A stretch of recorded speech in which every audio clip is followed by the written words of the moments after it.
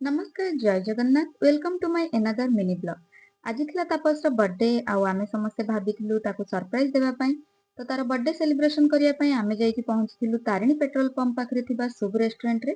आउ सेठी पहुंचिला परे आमे समस्ते बहुत सारा फोटोज वीडियोज क्लिक करिथिलु। जेहेतु लंच टाइम थिला तो आमे लंच पई मेनू ऑर्डर दे देलु। ऑर्डर आसीबा जे आमे भाबिथिलु केक कटिंग टा भी सारी देबु। तो बर्थडे बॉय तो ए सब देखिकी बहुत ही सरप्राइज थिला, से बहुत खुशी भी थिला। आउ बर्थडे बॉय के समस्त को केक खुआई सारला परे हमर लंच भी आसिक रेडी हो जाइतिला।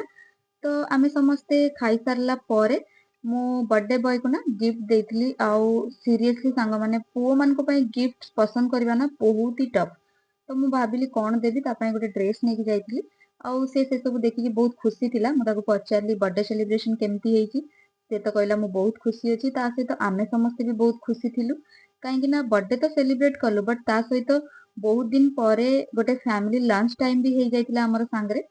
आउ हमर घर को फेरिबार टाइम हो जाइतिला। बस गोटे जिंस बहुत ही भल लागिला, रेस्टोरेंट रो फूड रो टेस्ट भी बढ़िया थिला। आउ एम्बियंस तो पूरा एस्थेटिक फोटोजेनिक पूरा। तो फूड रिव्यू हिसाब रे मोर तो 10 on 10। मु तो सजेस्ट करबी आपण माने भी थरे निश्चय ट्राई करंतु। आउ आपण मन को केमती लागिला मते आपनकर रिव्यू कमेंट सेक्शन रे निहाती जणेबे। आउ मो वीडियो आपण मन को केमती लागिला मते जणेबे। मु नुआ नुआ जेहेतु वीडियो करूची तो मते किछि सजेशन देले बिना मु इम्प्रूव करिया पई चेष्टा करबी।